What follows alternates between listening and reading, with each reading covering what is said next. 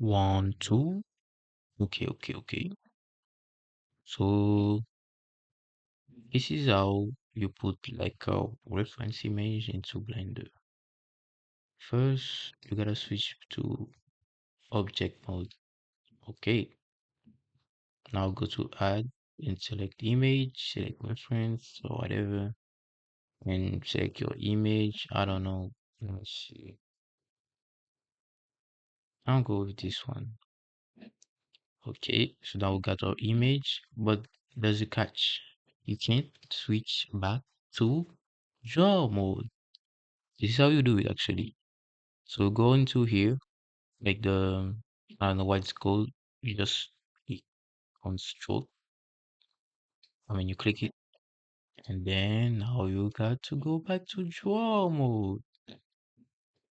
Yeah. Yeah.